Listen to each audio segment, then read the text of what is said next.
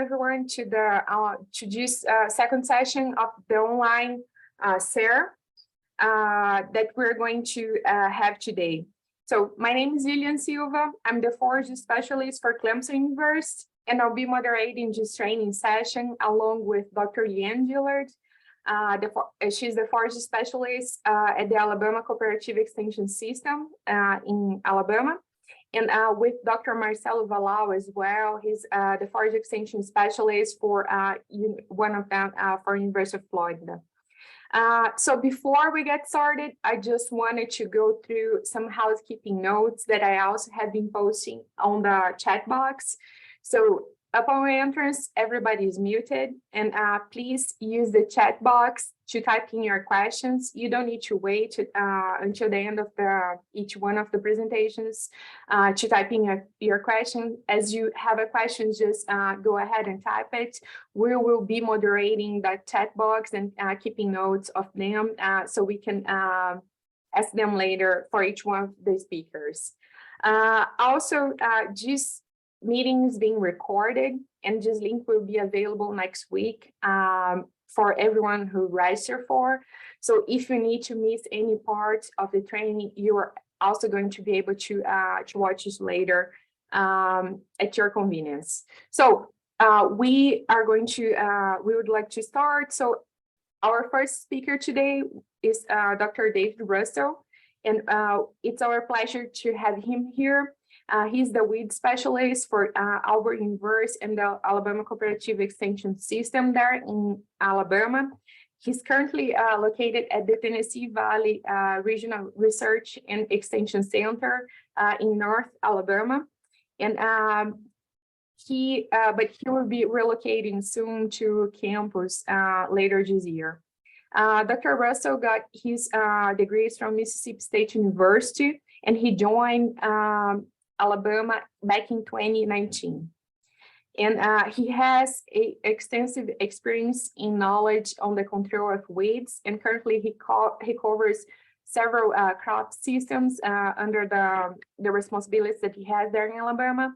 But today we will be focused more on the forage systems. So today he will be speaking about frequently asked questions for forage weed control. And it's our pleasure to have Dr. Russell here today with us. The floor is yours, David. Well, thank you for that introduction, Dr. Silva. I thought it was a very interesting title that we discussed, and she suggested because it is, I think, a very relatable title and topic of discussion, because if you are an agent in your respective areas, or you're in some kind of consulting role where clientele are coming to you with weed questions, you know, I think what I'm going to present today is very relatable. So I'm just going to jump right into it and start off with the very first one. It's probably no surprise to see that by and large across the crops that I cover in Alabama, row crops, non-crop, rights-of-way areas, and especially forages, hands down, the majority of the questions that I get include, what is a weed and what can I spray to kill it? Right? So that's probably no surprise to anybody. And notice that I say, what can I spray to kill it? That's the majority of the questions that I get, not how can I control it? I think a lot of our forage and livestock producers who have weeds and are trying to manage their weeds, at least the questions that I get, their mind immediately goes to herbicides because they want to ask, what can I spray to kill it? And so I think it's kind of a loaded question. You know, in extension, it's often the answer, it depends, but there's a lot more to it than just telling them what the weed is and what herbicide they can use. No matter what audience that I'm talking to, I'm always going to promote an integrated weed management approach and not rely solely on herbicides, although herbicides do absolutely have a fit in forage weed control. But I would argue that having an integrated approach where first we are promoting our healthy forage stand. Now, I know we're at the mercy of environmental conditions, rainfall, and good soil moisture, But if we are being good stewards of our land and promoting soil fertility, grazing management, cutting frequency, if it's in a hay situation, that goes a long way. That's really our first line of defense against any encroaching weeds. And we really can't expect our herbicides to perform as they are designed if we don't first have a good, healthy forage stand. So, but there are preventative methods, there are cultural methods, such as rotational grazing that I mentioned, soil fertility. Mechanical methods are probably obvious, disking or mowing, and then the use of herbicides. And so I think the most successful approach is employing at least 2 or more of these in any situation. But going back to the first question in identification, that's really the first part of that question that I often get is, what is this weed? And I just want to share with you the resources that I use on a regular basis, no matter what crop I'm working in. The 3 images of the books that I show here are 3 books that I carry around with me or keep in my office at all times. Forest Plants of the Southeast, Weeds of the South, and then Weeds of Southern Turf Grasses. I know that first and the third book mention forest plants and then weeds of turf grasses, not specifically forages, but I would argue those are valuable resources that contain plant species that occur in forages quite frequently. In fact, if you look at the images on those books, you can see foxtail on the image there on the Forest Plants of the Southeast, and there's broom sedge there on the picture of the Weeds of Southern Turf Grasses. So if you're interested in weed identification, these provide excellent resources that talk about the biology and ecology of a lot of these weeds and help in identification. 2 online resources that I also use quite frequently are Southeastern Flora and iNaturalist.org. These are ones that I regularly use for identification. I've mentioned also our IPM guides, although that's not helpful in identification. It does list all the registered labeled herbicide products in forages. But for the 2 online resources, if you've not visited or used either of these 2 resources, it is again a highly valuable resources online. Southeastern Flora, Dr. Charles Bryson regularly keeps this up, and if you can narrow the plant that you're working with down to at least the family or genus, there are thousands of species on here that he provides very good quality images on, and so you can narrow those down and compare what you have or what you've been given in the field to the database there. iNaturalist is one that I use on a regular basis. It is more for weed identification. It is a public database, and entries are confirmed by, I'm assuming, taxonomists that provide geolocations of a lot of the samples that are submitted, and so it's constantly building that database. And so as more are entered, it's verified by several people within that database, and so it's a very good resource that I use to take a picture. And I think on your mobile device, it's more helpful for me because you can pull from images that you have in your phone and pull it up to compare what that might be to other images. But identification and control goes beyond just telling them a simple answer. It's again, like I said, a loaded question, and I think one that merits a discussion of plant ecology, biology, and physiology, because you can give them an answer and they may take your recommendation and actually do something about it. But, what are the chances that a year from now they're going to remember what that was or what they need to spray on it, much less how to be proactive against that weed that's going to be coming up in a certain season, so it takes an understanding of a specific weed to know what to expect, when to expect it. And so it gets into the discussion of biology and physiology. So we've got to have that conversation of, as agents and extension personnel or in a consultant role, if you get questions from producers, I have to ask, is it a grass or a broadleaf? Is it herbaceous or a woody brush, a tree type species? Are we dealing with an annual or perennial? What is that life cycle? Is it a wetland or an upland species? Where does it occur across the landscape? There are facultative wetland and upland species. There are obligate wetland and upland species. So depending on where it occurs across the landscape, we as consultants that are making those recommendations need to know that. Is it cool season or warm season? And again, it goes back to when to expect that plant. And so, for example, if it's, consider this time of the year, the buttercup is coming up, the henbits, the chickweeds, or ryegrass is up.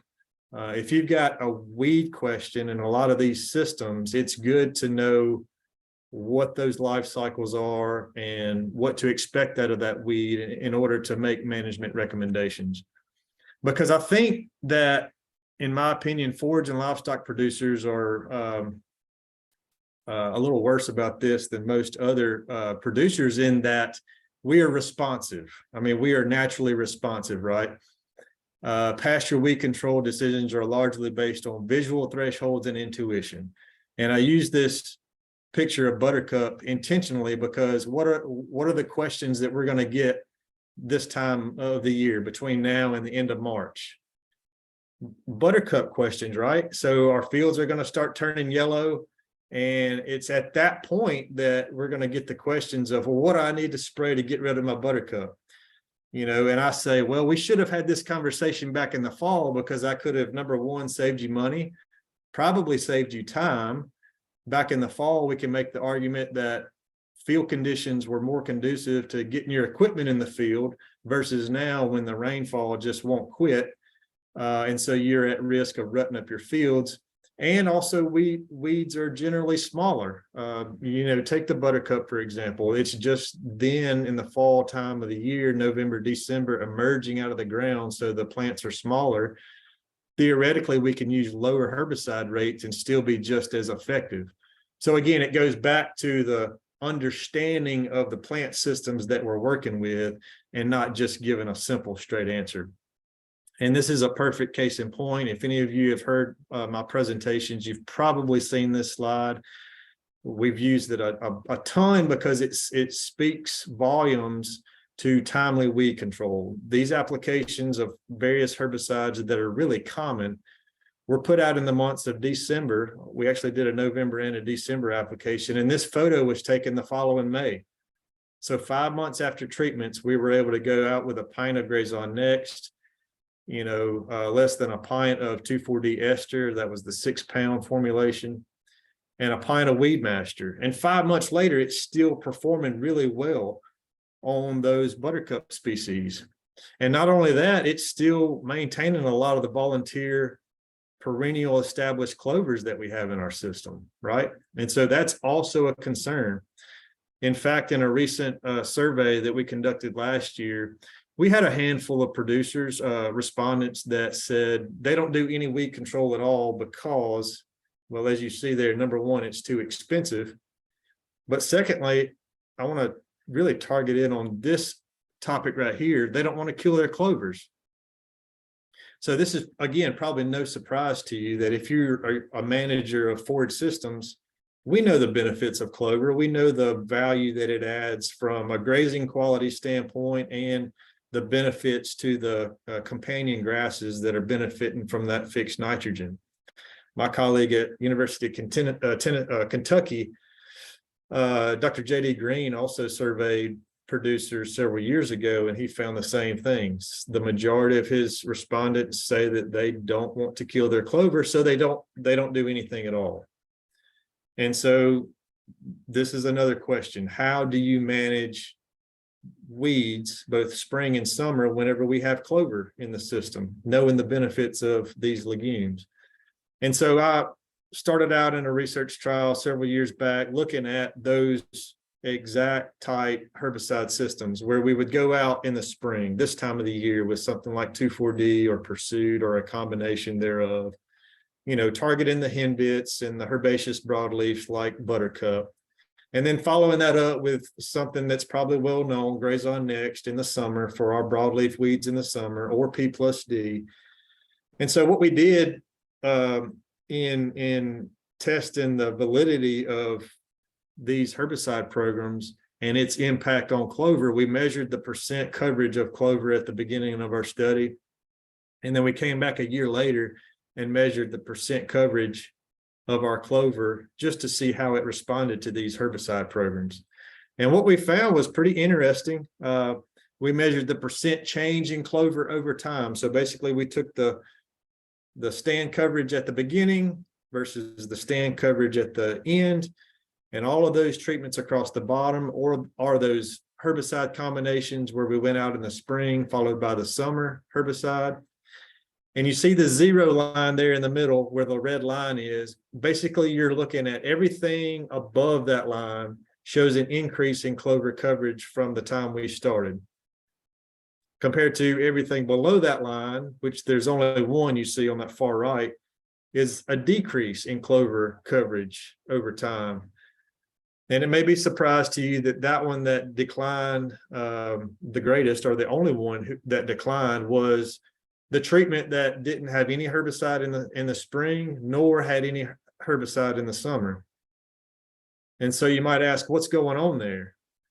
Well, we have had an overabundance of weed pressure, and so we really couldn't get to the clover because of the weed pressure to even measure that clover. And so if you can imagine a grazing livestock, cattle or whatever it may be in there, we couldn't get our squares down in there to measure that clover because of the weed competition. So you can make the argument that the livestock probably weren't able to take advantage of that grass and clover either because of the weeds.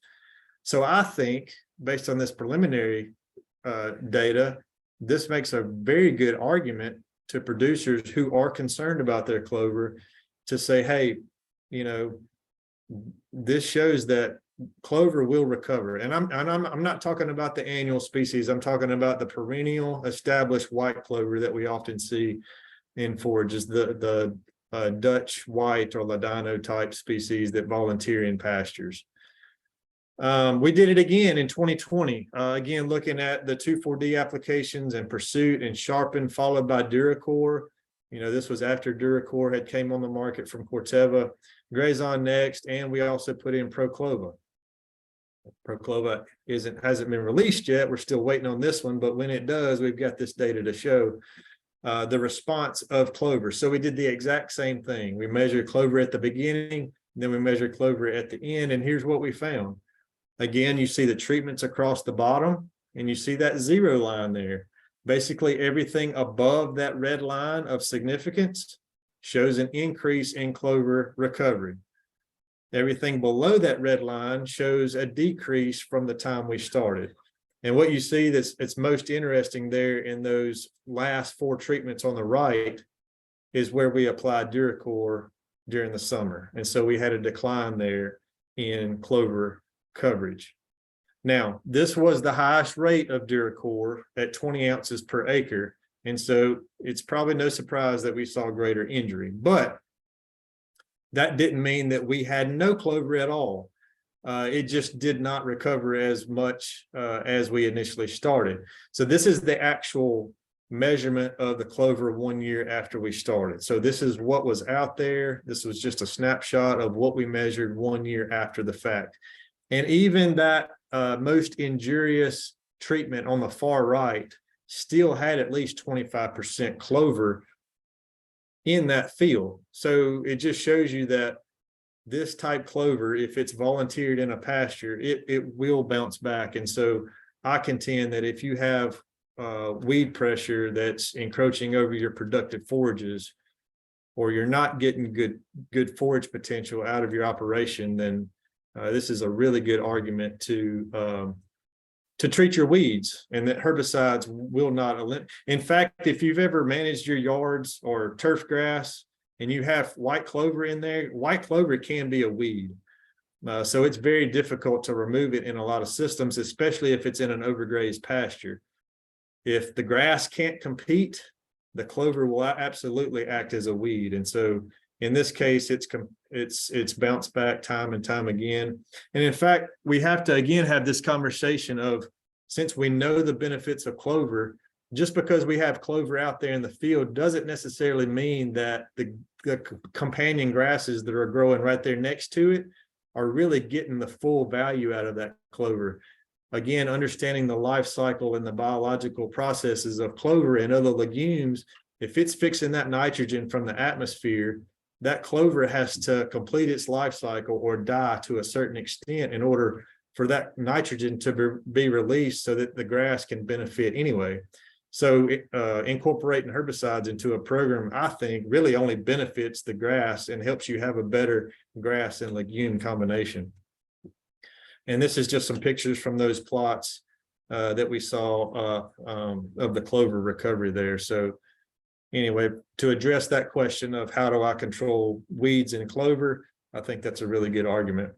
In that same survey from last year, I also asked what the top 2 most troublesome weeds were in their operation. And you're probably thinking in your own operations what those 2 may be. And it may or may not be a surprise to you that dog fennel was number 1. This is just a word cloud that showed the bigger the word, the more frequent the response of that particular weed species. So obviously dog fennel is number 1. There's buttercup and thistle, probably a close second or third. You can see horse nettle and pigweed in there. You can see foxtail in there as well. The foxtail and smutgrass just represent a bigger problem that we often face, and that is how to remove weedy grasses from a grass system.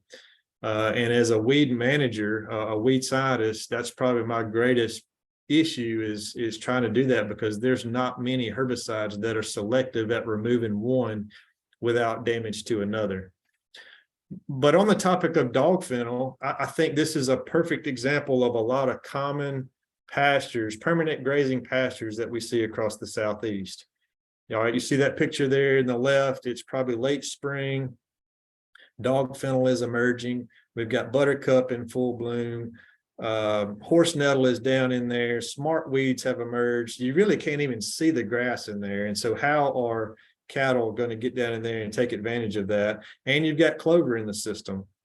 So if someone is managing a pasture just by a bush hog, or maybe just by a one-time application of 2,4-D or something, it's obvious that you're not going to control effectively a perennial plant like dog fennel with a root system like that, where it's coming back year after year from a really big root system.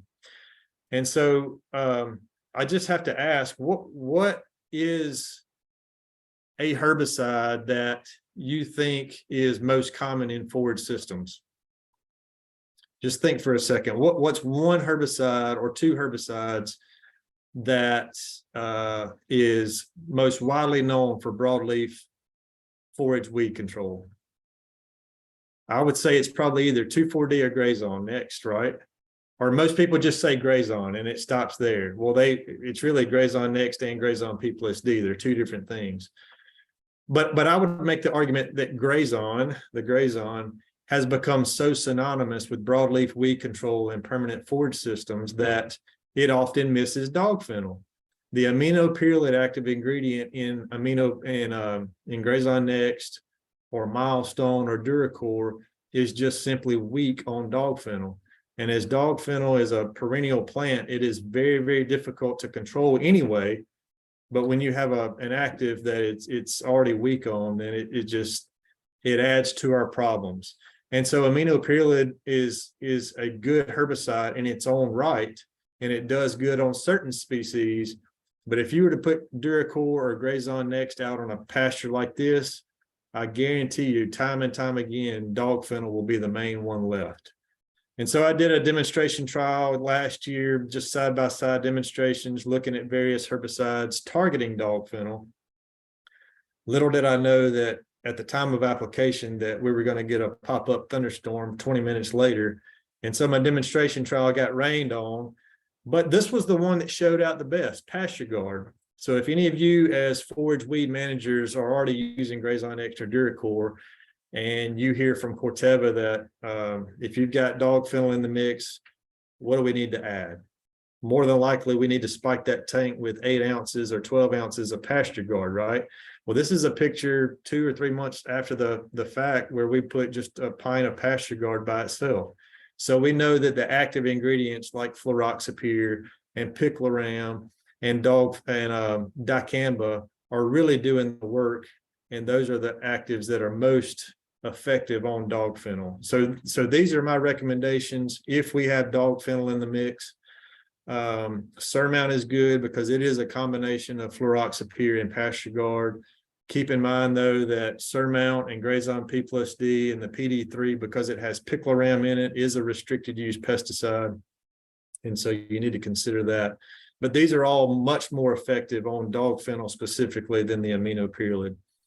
I'll also say, again, going back to the biology of plants, since we're dealing with a perennial, there is a threshold there at which I would like to see dog fennel emerge from the ground, 12 to 16 inches or so, because if you think about spraying at that time, there's a point at which you want herbicide to reach above ground growth enough to be able to absorb and translocate that herbicide to the root for an effective kill versus spraying a perennial plant when it's just now coming out of the ground, because above ground growth is not adequate enough to take enough herbicide to actually kill that big root system underneath the soil. Even though we have some soil active herbicides, I think for dog fennel specifically and a lot of other perennials, we need some height to that for a more effective kill. If you've got horse nettle in the mix, aminopyrrolid is good. Horse nettle, for example, is in the solanum family, the same plant family as tomatoes. If you've ever seen drift cases or residual injury of aminopyrrolid or something else on tomatoes, we also know tomatoes are highly sensitive anyway, but that's in the same plant family, and we know that aminopyrrolid is very effective on horse nettle. So aminopyrrolid in Duracor or Grazon Next or Gunslinger is very effective. So just something to consider whenever you get questions about those common weeds there. Foxtail is another one that I get repetitive calls and questions about every single summer. In the Southeast, we have mainly 2 different species, the yellow and the knotroot species. Pumila is the true annual yellow foxtail. Parviflora is the knotroot. It comes back every year from rhizomes and seed. And here's just some pictures comparing the two. The plant on the left with the fibrous roots, that is the yellow annual foxtail, compared to that on the right. You can see the little knotty rhizomes, and it's understandably, it's understandable why that's more difficult to control, because it's coming back every year from that rhizome. And so therefore the pre-emergence herbicides that we use typically to control the annual species have no effect on those plants coming back from a rhizome. A survey a couple years ago from WSSA also noted that the most common weeds among grass crops, which included pastures, again, was the foxtail species. So it's not just us that report this and seeing it every year. It's widespread. And just to be able to identify this, knotroot to me stands out amongst our forage species because it's typically a folded leaf. It comes off the leaf sheath in sort of a folded pinch vernation. You can see the hairs there along the leaf collar. It comes out almost looking like a young broom sedge leaf, if you're familiar with how broom sedge looks coming out of the ground. And this touches on a point that we kind of need to keep in mind if we're talking to our clients who are trying to get their weeds identified. We need a good picture. All right. If we want to positively identify something, we need pictures of plant parts. They need to touch on their phone screen and bring that thing into focus and not just shoot something that's 20 feet away and ask us what this weed is. We need really good pictures. And so that's something to keep in mind, to know plant parts.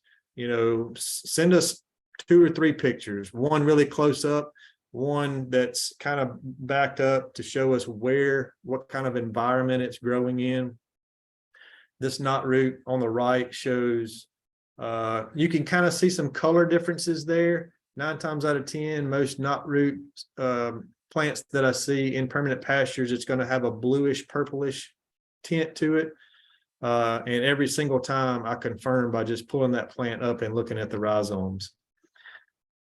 This slide here just basically shows a summary of more than a dozen individual replicated research trials that I've conducted over many, many years, and those that we've found effective targeting foxtail.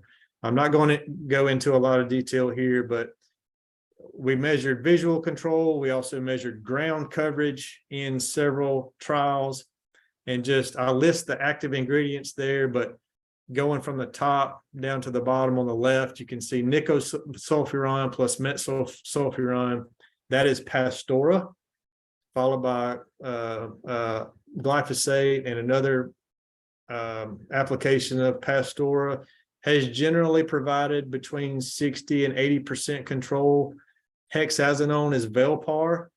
It's done pretty well. They're in a couple different trials looking at 1 month after treatment. That MAT is month after treatment. There again is hexazinone and quinclorac. Quinclorac being Facet L.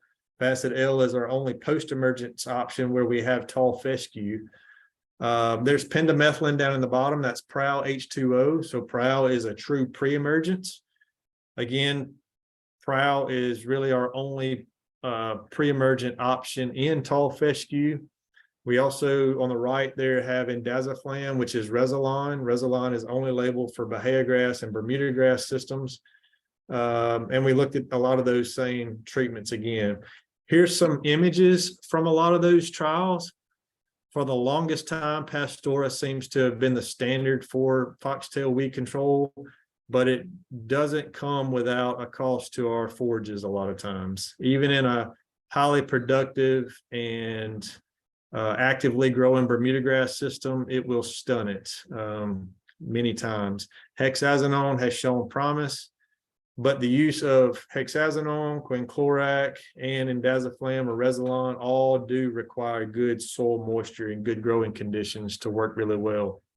This was a field from a few years back where the landowner had conducted a controlled burn across his field. After the burn on April 1, the first thing to pop back up was the knotroot foxtail coming back from the rhizomes. And to me, this was a research quality population. It was an excellent site for a demonstration. And so we put out several treatments. I looked at side-by-side comparisons of Facet L versus Velpar. And that year, Velpar specifically performed better than I had ever seen it before. But we got timely rains after that application, and it kept raining that spring. So it stayed incorporated into the soil. Not only did it control both the perennial knotroot foxtail and the annual foxtail, but it also controlled the volunteer annual ryegrass after it emerged that spring. This Velpar was either 2 quarts or 4 quarts, I can't remember, without a surfactant, and it allowed for a very quick and clean spring green up of that Bermuda grass system. I don't make widespread recommendations of Velpar because I often want to know who I'm working with and that they're good stewards of products, because Velpar, since it is soil active, has the ability to injure adjacent tree species if not used properly. But I also have to ask, for a lot of weeds like foxtail, is it really a weed? When you consider the relative forage quality potential in the crude protein, you look at the knotroot and the yellow foxtail there at the vegetative stage, and it's above 120 RFQ and above about 10% crude protein when it's at the vegetative stage. So really good grazing potential there at the vegetative stage if you've got cattle or other livestock on your operation.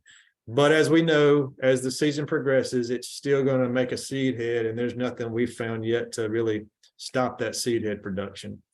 So just in summary for foxtail, since it is one of the ones I frequently get questions about, the 2 pre-emergents that we have are pendimethalin and indaziflam, Prowl and Resilon. Just comparing those two, Resilon seems to be a lot more forgiving in that it can sit out there on the soil surface before it gets a rainfall to incorporate it, compared to Prowl. If prowl sits out on the soil surface for more than about a week to 10 days, it degrades very quickly with UV light. Like I said, pendimethalin is the only one labeled for use in tall fescue. Resilon is the only one labeled, Resilon has a label specifically for Bahia and Bermuda. One caveat that I will mention is that be careful if we are using these pre-emergents for the thatch layer. I sprayed this trial with Resilon in September of 2019. I came back and looked in February, and it looked like I didn't spray anything at all. When I went out there to pull up the plants, I initially thought this was a volunteer stand of annual ryegrass, but it happened to be brome species. This was cheatgrass, and none of the plants that I pulled up in the treated area had any roots. So what had happened, we got rainfall incorporated on that herbicide application, but that seed was in the thatch layer above the soil herbicide layer, and so it germinated in that soil moisture, or in that moisture that was in the thatch layer. And since it's often so wet through the latter part of the winter and into the spring, it was surviving just fine in that thatch layer above the soil surface. But it didn't have a root. It couldn't penetrate down into that soil profile because of the herbicide. And we've seen the same thing with little barley. Little barley has almost produced an entire mature seed head there, and has not had any roots to peg down into the soil surface, just because we've got adequate moisture in that thatch layer. So it goes back to an integrated management approach, incorporating a controlled burn if the operation is conducive for that. Or if you're in an area where a field like Bermuda grass may go truly dormant, glyphosate or paraquat applications during the summer of that growing season often allows us to have a quicker, cleaner spring green up of that Bermuda grass. So going back to the foxtail, these are our post-emergence options that I've already mentioned. Pastora. I really hate to mention imazapic, which is under the trade names Plateau or Panoramic. It's often active on foxtail species, but it is highly injurious to both Bahia and Bermuda grass. Facetale is our only post-emergence option for tall fescue and Velpar. We're still kind of playing around with the proper timing and the use rates for both of these two. This is my last slide, and I'll just reiterate the importance of maintaining a healthy forage stand. Whenever we're talking with our clientele, encourage them to practice proper rotational grazing, proper cutting frequencies, and maintain their soil fertility to have that good line of defense, that good healthy forage stand. This is a picture I put up here a couple of years ago. I got a call from a guy who had very highly productive Tifton 9 Bahia grass hayfield for many, many years. He said his son had gone off to college and left home, and he was tired of fooling with his hay. So he sprayed it all out and planted longleaf pine, and he calls me up and asked how he could control his broom sedge, because broom sedge had absolutely taken over his field. So it's a situation where it's a perfect example when that canopy opens up, or that latent seed that's sitting there on the soil surface gets just the right conditions, it's set to emerge and give us some problems.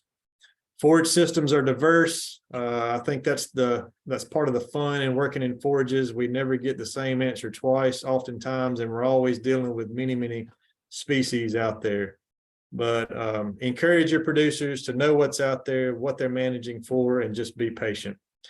There's my contact information if you've got any other questions. And Liliane, hopefully we have time for some questions.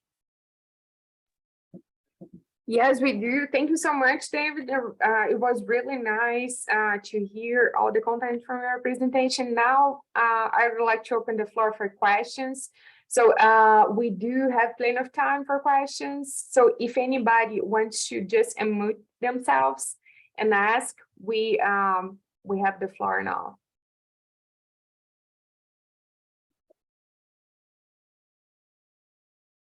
Hey, David, I'll ask one. Is there any product that you mentioned that there are any concerns with supply? I think things are freeing up a bit now. If you were to ask me this a year or especially 2 years ago, I would have said that 2,4-D and even Roundup was in very short supply because of the sources from which we were getting those, China, for example. But at the moment, in forage production, there are no issues that I see with supply. There are some certain active ingredients on the ag crop market that are still kind of hard to get, but the main ones we use that are in a lot of premixed products like 2,4-D, glyphosate, aminopyrrolate, a lot of those seem to be kind of freed up now. So I think we're in much better shape than we were a year ago. So we do have one question on the chat while everybody else thinks about the ones that they would like to ask. So the question was, any treatments for Cherokee sedge? Cherokee sedge, man, I should have kept some pictures of slides that I had in there in a presentation that I gave just a couple of days ago. We actually just finished up 2 years of replicated research trials in North Alabama targeting Cherokee sedge. And that research trial was based on some old literature back in the 60s that Dr. Gail Buchanan had conducted when he was here as a professor at Auburn University prior to him going to USDA in the office of President Bush at that time. But he did a lot of work on Cherokee sedge, and at that time he was using 2 pounds of 2,4-D amine, 2 pounds of 2,4-D ester. He was using three pounds of a combination of 2,4,5-T and 2,4-D. Although we don't have 2,4,5-T available to us anymore, I think the closest combination may be in crossbow. But he was seeing a reduction in ground coverage of Cherokee sedge down below 25%. So he was seeing some pretty good activity out of that auxin herbicide applied at this time of the year. Cherokee sedge is a Carex species. If you go look at that Southeastern Flora website, it lists over 200 Carex species that are native to the Southeast, and Cherokee sedge, the Cherokeeensis species, is just one of them. But it is a lot more widespread than I had initially thought. It is not just local to the Black Belt, but it is spread all the way into Kentucky, west to Arkansas, down to northern parts of Florida.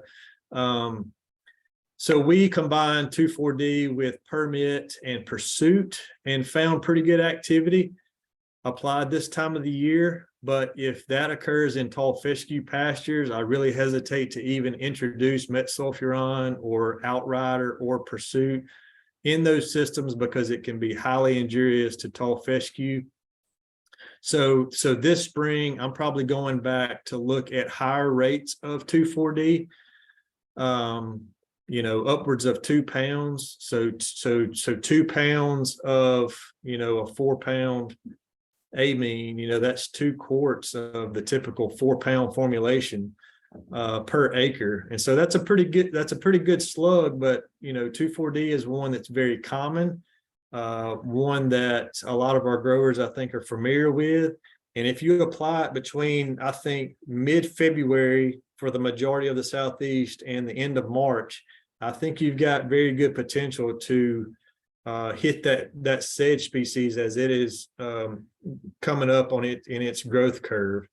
I'm also going to look at Weedmaster, the combination of 2,4-D and dicamba. Other research has shown a lot of those auxins have activity. And in fact, if you've got rush species like the Juncus or the Scirpus species, the rush species that often occur in low wet areas in your pasture, 2,4-D during the month of February or early March is often our best treatment. So I would say for producers that have that, let's consider those higher rates of 2,4-D right now, especially if you've got tall fescue in the mix. Okay, thank you. So some questions were typed in. So the next one was from Michaela. Have you encountered anyone using weed wipers or know of their effectiveness? Weed wipers do have a fit. I actually thought about putting that in here whenever we mentioned broom sedge. After the wet summer of 2021, I've gotten a lot of calls about vasi grass too. And I would put vasi grass and broom sedge in the same category as far as troublesome grassy weeds in forages. Those are both ones that really we have no selective herbicide options for in order to be able to spray that in a particular forage base without having some collateral damage and injury to our desirable species. So I think that's a perfect example of where and how to use a roller weed wiper or a rope wick type roller weed wiper. Generally, glyphosate in products like Roundup are the best option for roller weed wipers. I know it is a tedious process and it's time consuming and it's more of an art than a science, especially if you've got many acres to try to get across.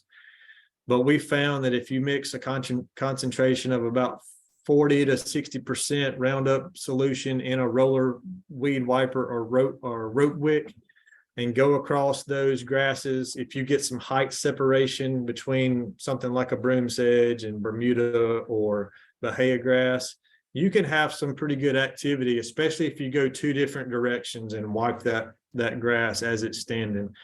But keep in mind, it does have to be actively growing. For broom sedge, we know it hardens off late summer into the fall and it may not have as much activity, but if you can get some height separation on those big grasses, smuck grass is another one.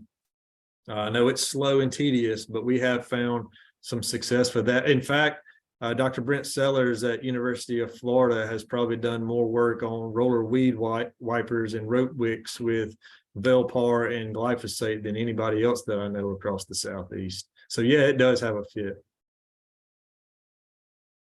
Thank you. So the next one is there anything for control or eradication of smut grass other than Velpar?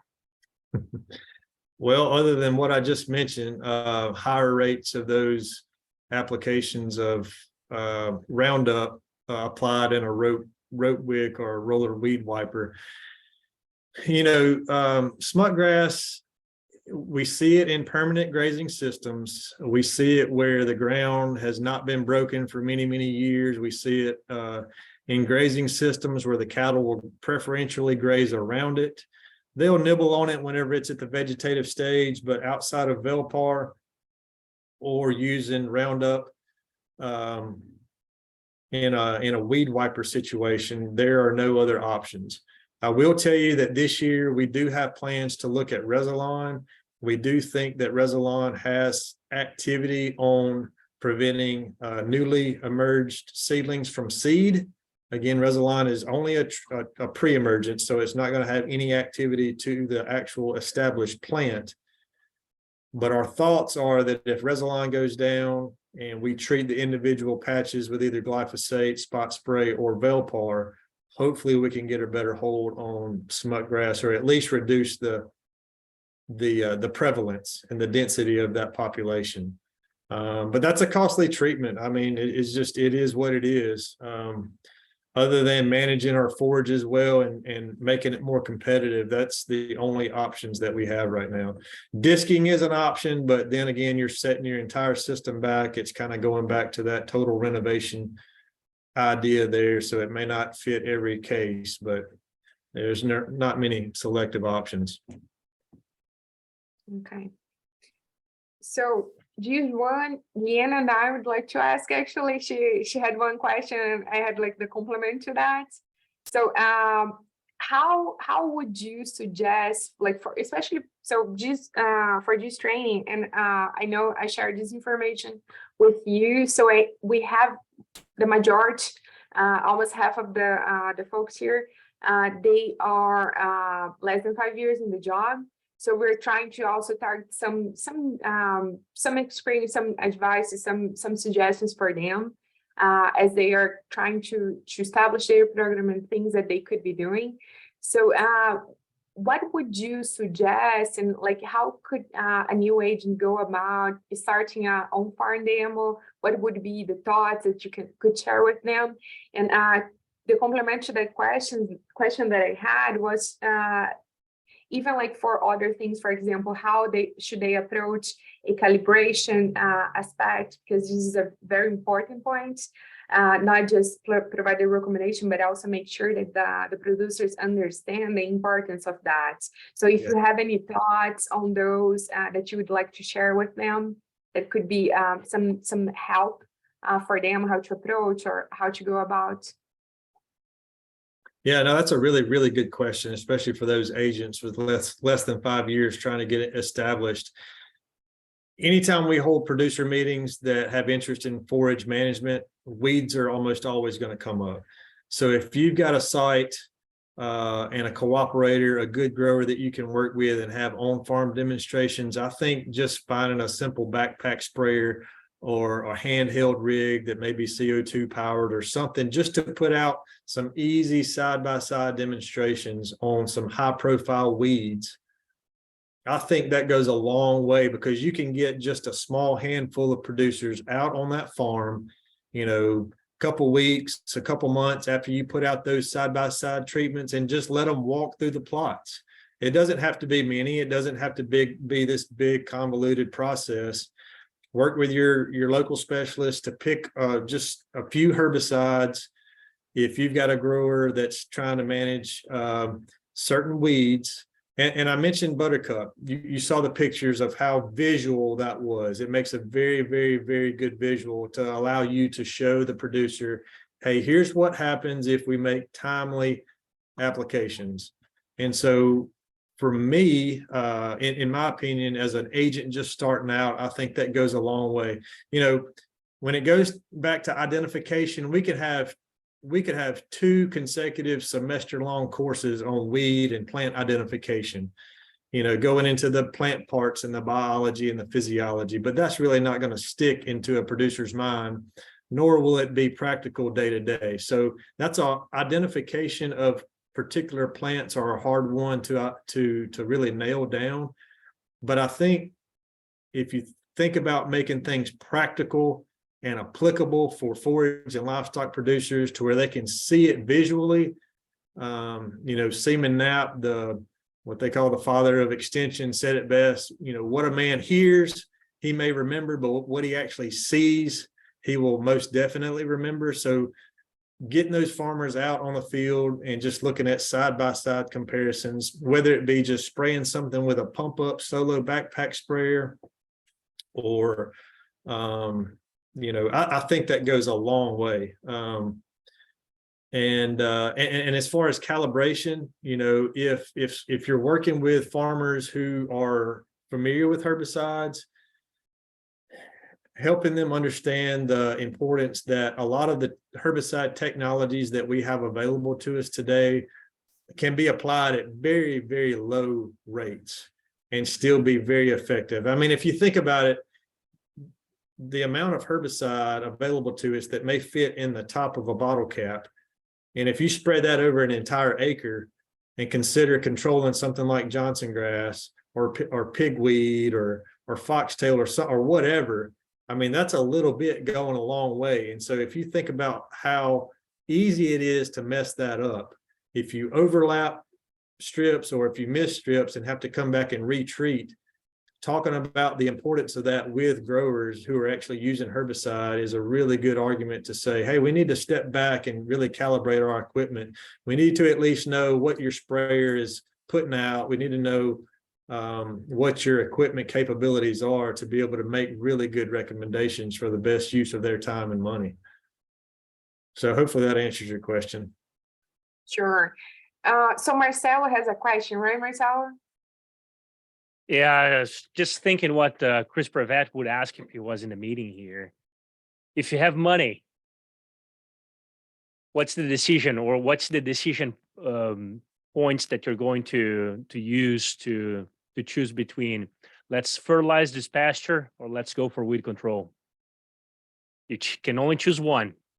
Yeah, another good question. I would have to argue weed control, because if you've got a neglected pasture, let's say you're in heavy clay soils, or let's say I don't know, you've got even Kentucky 31 hot tall fescue or Dallas grass out there as a base. It can do just fine on its own without a little bit of fertility if it's in halfway decent soil types. But I would much rather get those weeds under control than to throw fertilizer out there and fertilize the weeds. So if you can get the weeds under control, there's a lot of forage species that may be underlying as a forage base there that can come up and take advantage of that lack of weed competition, and at least serve as a placeholder there until you're able to afford soil fertility. There's a few places where I've seen really terrible soil tests, but by and large, most of our productive lands are halfway decent to at least be self-sufficient for a little while until you get the weeds under control. So if I had to pick one, and if a producer had money to throw at it, and the weeds are bad enough, I would say let's get the troublesome weeds under control, because I sure don't want to be fertilizing, especially toxic species, perilliment and others that are perennial species that are competing with my forage anyway. Weeds are designed by nature to be competitive. They're competitive in nature, and they're going to be there without any soil fertility regardless. So that's my argument against argument for weed controlling weeds first over soil fertility.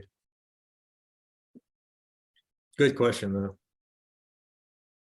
So does anybody else has any questions they would like to unmute right now? So Leanne had we're going on the same line what you just was talking about. Leanne, do you wanna go? Okay, go. Sure. So with that, when we go to a farm, or new agents, specialists, whatever, go to a farm, typically it's to control a weed problem. That's what someone has noticed. But there are other things that are there as well. So how could we selectively and smartly help a producer through weed management change their overall farm management? So using that as kind of the key point, but explaining how it is part of a larger problem. I mean, it almost always goes back to the goals of that individual farmer, that land manager, man. I mean, if they have a goal of, let's say, high quality hay production, then we need to work toward our goal. And if that means him having a bigger budget to throw at fertility and weed management, then I've got a little bit more to work with there, targeting that crop and making that forage more productive for his hay operation. If it's grazing pastures, I mean, it again goes back to the goals of that grower, and just scouting the fields to find out what's out there. I think it is helpful as we enter fields with the farmer, and he showed, farmers and producers, they're proud of their property. They're proud of their lands, and they want to show you around. We've all been there. We've spent half days at a time just riding around on producers' farms.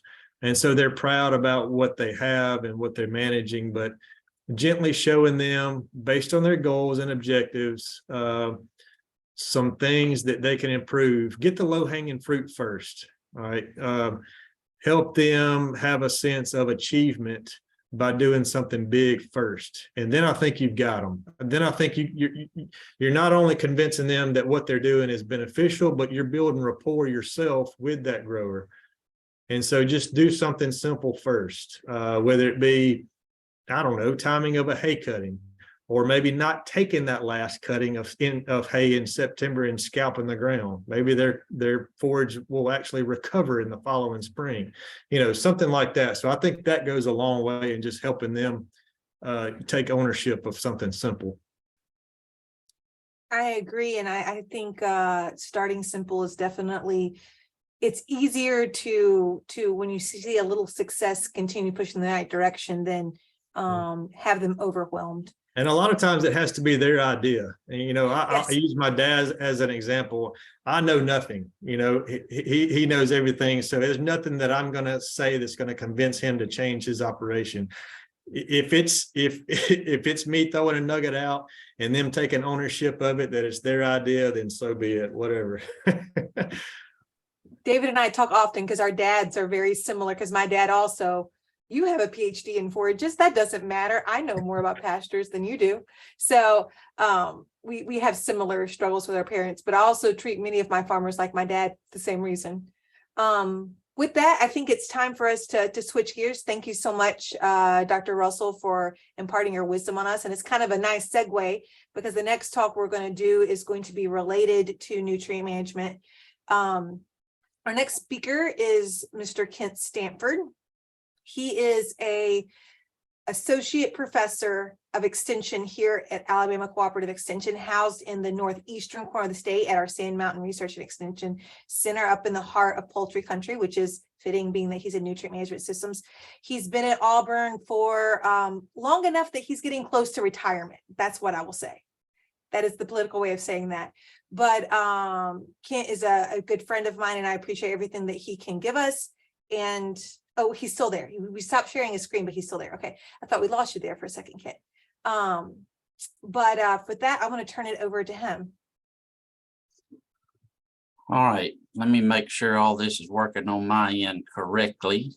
We can hear you, but we're not in presenter mode. All right, let's see.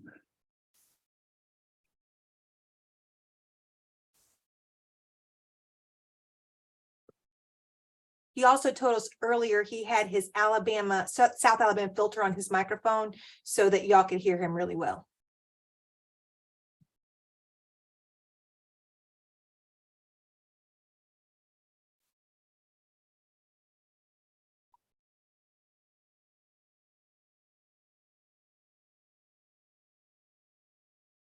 All right, is that in presentation mode now? Yes, sir, it is. All I'll right. turn it over to you. All right, thanks, Leanne. Appreciate that that introduction, and a couple of comments before I move into my talk today. First, a little Zoom etiquette. I'm going to need some volunteers to turn your camera on if you've got a good internet connection. It's always a challenge to present without anybody looking back at you. Thank you, Marcelo. It's harder when you're just seeing names on the screen. So I'm a people person, and I usually depend on that close interaction in a room to be a little more effective. I think as I go through the talk today, you're going to hear me say things speaking to you, and then you'll hear some things that I'm going to say as if I were talking to a producer group. And so as I looked at the list of folks that Liliane provided that signed up for this, 101 of them apparently have less than 5 years of service. And so hopefully some of what I will go over in the talk today may give you some ideas about ways that you can say or do things. But it's my pleasure to be with you, and thank you for the invitation. This is a distinguished group of professionals that have spoken both on Tuesday and again today, and I'm happy to be invited and to be a part of that. Now, one of my young colleagues made a smart comment the other day. He said it seemed like, Liliane, that y'all only chose the old guys to be on the program. I resemble that remark, and I would prefer to say seasoned, Leanne. Maybe we're going to use the word seasoned when we think about some of the folks that are on here. So anyhow, as we go through the talk, hopefully there'll be some things that you can pick up that might work for you. I put this in, Marcelo, I was down in your neck of the woods not too long ago and had a wonderful meal at this restaurant, and I took a picture of this sign that said, Mojos is a fun and spontaneous environment. If you have no personality or sense of humor, please refrain upon entering. That is my disclaimer for what you're about to hear today. You might choose to take that as a warning, but the reason that I say that is this.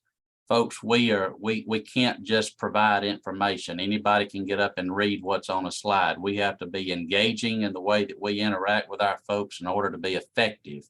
And so it's okay to just make a point blank comment at times. And I'll tell you this, nutrient management is not a very fun subject right now because it all involves a lot of money that they're going to have to spend. So it's okay to just say, hey, this is a terrible subject. You know, there's no real good answers. You know, everything I tell you is going to require you to spend a lot of money.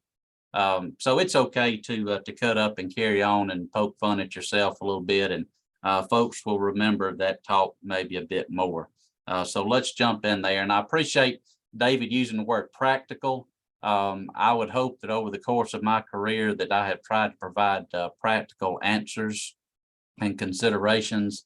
And I appreciate that discussion as he was wrapping up there about ideas and suggestions for young agents. As you're talking to people, you know, you can talk to them and they will not appreciate you very much. But if you talk with them about the situation, that is usually going to be more effective. And so as you're talking with them, that helps you to formulate some ideas, how to help them out, maybe to offer some strategies for them. But just having a good conversation, and instead of just saying, what's your question, say, hey, tell me about your place. Okay. And that's one way that you can start to develop that relationship. So my definition of practical nutrient management, let's start with what's here. That's baseline fertility. That's your base forage, perennial forage that you've got on that farm. What comes in terms of fertilizer that shows up on a spreader truck. I hope yours looks better than this guy's did, but maybe you're buying hay as well and bringing some nutrients on the farm through that purchased hay. What's going out? What's leaving the place? You selling hay, you selling calves, you know, is it pounds of beef that's going out the gate, whatever that case may be. And then also how it moves around while it's there. All right, that's the big one. That's the grazing management piece. And so you see, we spread a lot of fertilizer over a lot of acres of ground, and then we tend to feed it in a setup like you see in that bottom right picture there. And that may not be the most effective way to do it, but that's a very familiar picture that you'll see in lots of different places. And so then we have this concentration of nutrients 6 feet behind a hay ring. Hopefully, if you have installed some heavy use area protection and you've got some of these feeding pads that maybe you put in within our CES assistance, that you understand that those have to be maintained, that there's a proper way to maintain those. You don't just install them and then they stay there from now on without a little maintenance. So understand what that means and try to get some of those nutrients captured and spread back across the place. All right, let's get an idea about where we are today. In the big picture, things are probably a little better today than they were a year ago, but still kind of ugly. I took that picture at the gas pump 11 months ago. I was standing there with tears rolling down my face, and you know, the numbers just kept going up. And when the pump finally cut off at $93.41, I said, I shall remember this day. I had never put $90+ worth of gas into my little half-ton truck. This morning, it cost me $72 to put about that same amount in there. So it's better, still not good, still pretty ugly. We know all of our inputs are affected. I'm glad David said that we don't have any concerns maybe with the availability on some of our herbicides right now. But we know that the prices are still volatile, that there are significant availability concerns with some of our inputs. There's no market signal that anybody has shared with me lately that says that we're going to have some major improvement on the input side of things. So our message to our producers has been not to delay any decisions, buy early on some things that you can buy early. Maybe if you need to purchase twine or net wrap or something like that, you may have a supplier that's got some old stock from last year that's a bit cheaper than the new stock coming in. So take advantage of some of those options if they're out there. I also put in here to be strategic, and I have been saying that more and more, but know your fields. Dr. Ball mentioned that the other day, that you know your farm and you know the individual fields on your farm, you know what will grow there. And so you can take advantage of the forage options that may grow in specific fields on your place. Bottom line is we are encouraging our producers to talk to their suppliers in advance of spring green up in the growing season, because things are changing. They're changing kind of rapidly as far as some of our fertilizer options, and I'll talk a bit more about that as we go along. We know that our forage management priorities, as a good extension person, we should talk about soil testing, but excuse me, some lime, weed control, a little fertilizer, and some grazing management. You know, those tend to be our priorities there. I think there's a fair number of producers that skip by soil testing, lime, and weed control and go straight to fertilizer. And so I think that speaks to one of the questions that was posed to David earlier.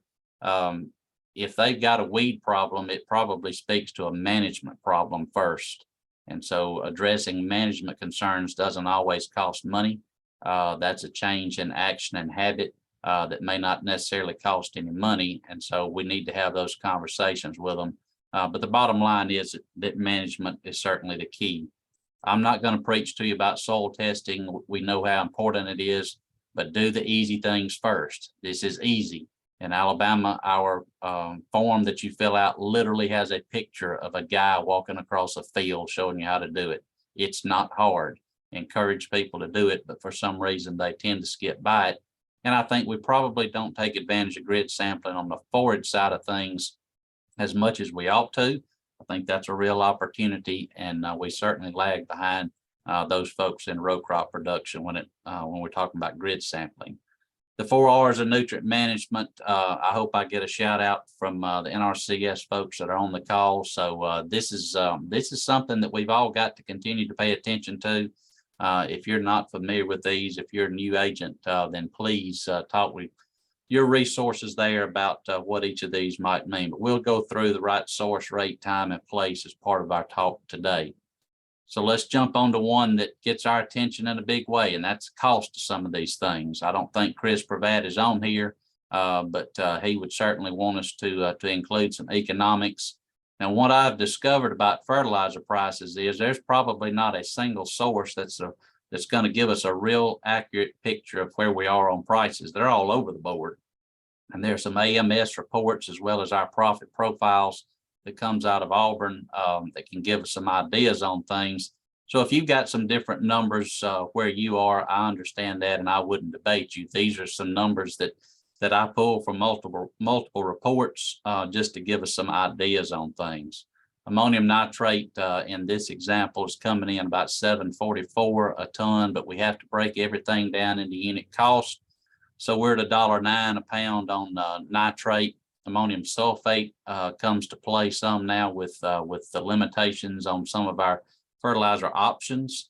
And so to calculate that $1.04 on the nitrogen cost, I backed out the cost of the sulfur in there when I priced out sulfur from a local supplier there. Urea is going to get a lot of attention, a lot of conversation, because where we are, we've got multiple retail outlets now that are telling our folks that they're no longer going to handle any ammonium nitrate, that urea will be their only source of nitrogen. So that's going to be a shock for some producers that have never dealt with urea before. And so you may have that situation where you are, and you'll need to be prepared to talk through some of those considerations, and I'll cover those in just a bit.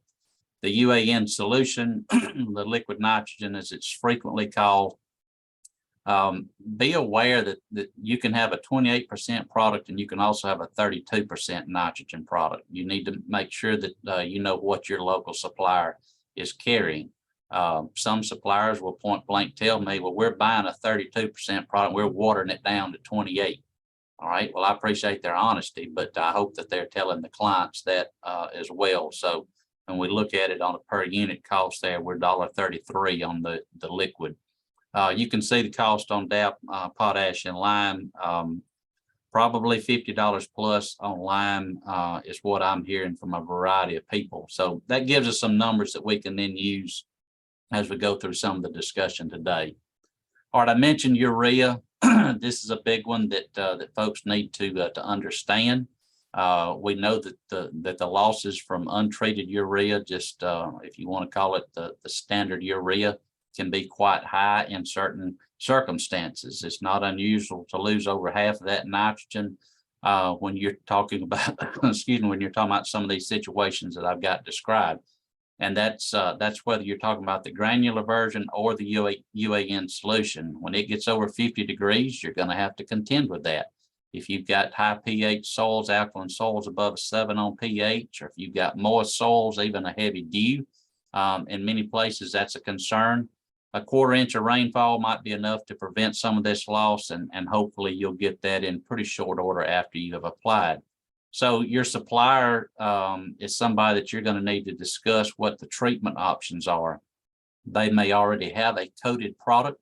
They may already have a treated product of some kind that they offer, or it might be a situation where they're treating when they are loading the spreader. So you need to talk to them and find out exactly what they might have, and realize that the coating technology has changed in the last few years. We actually have a company in Alabama that was one of the pioneers in coating urea for the horticulture industry and golf course, turf grass industry. And the coatings that they can put on are very advanced. They can dial that in so that it's turning loose of that nitrogen throughout a growing season. But you need to talk to them about what your needs might be and realize that all of that costs. And again, this might be the only nitrogen option for some people in some areas.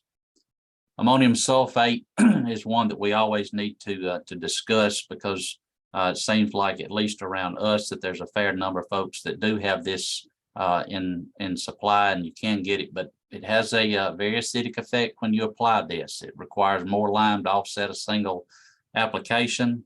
So the example I'll use here, if we're getting 100 units of nitrogen that we're going to put out per acre from ammonium sulfate, that's 476 pounds applied there. It takes 1.1 pounds of lime to offset a single pound of ammonium sulfate. So that 476 pounds of sulfate means we need to put out 523 pounds of lime to neutralize that.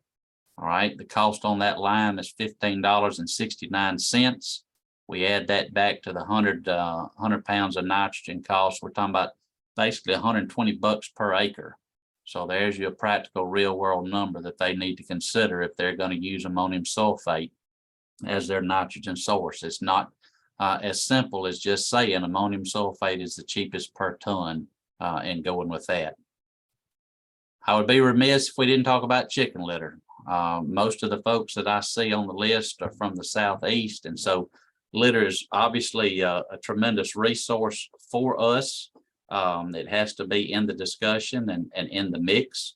The textbook values as far as nutrient content on litters are 332 fertilizer value. We're going to talk a good bit more about that. In Alabama, we're the number two producing broiler state. We process about 22 million birds a week in this state. And so that's a lot of litter that is being produced, but that doesn't mean that we have a lot that is available. Litter can vary in quality, and it can vary a lot, not just a little bit, but it can be quite variable. There are a lot of different factors that affect the quality there, the number of flocks and the bird size, the type of litter, whether we're talking about cake litter coming out of the house versus a total clean out. Was it stored? How is it stored?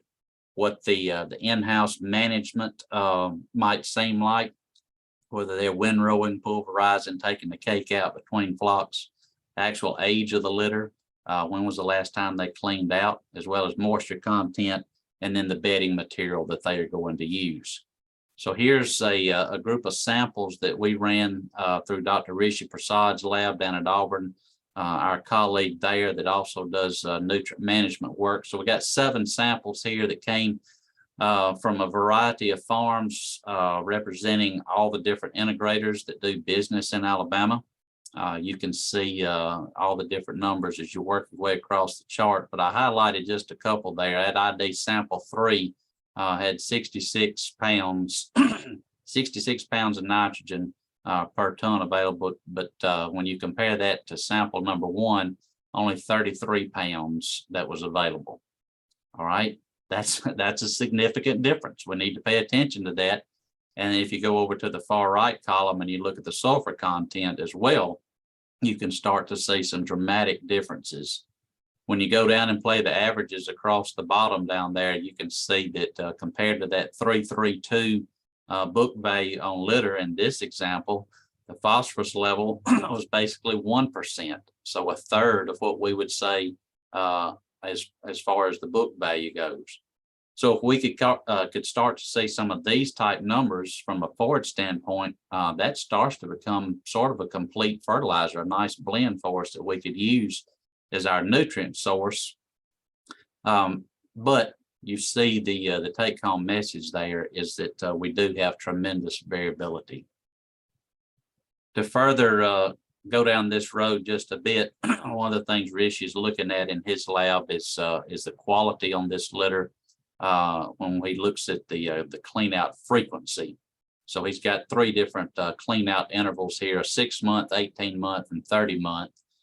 And when you look at that top chart up there, you see we have a dramatic increase going from 51 pounds of nitrogen per ton to 80 pounds of nitrogen per ton on the 18, and then 82 on the 30-month clean out. To take that even a step further, he starts to separate out the fractions then on this nitrogen, and we see that the 6-month litter, 6-month clean out, only 7% of that nitrogen is in the inorganic form, compared to 43% though when we're talking about the 18-month clean out interval.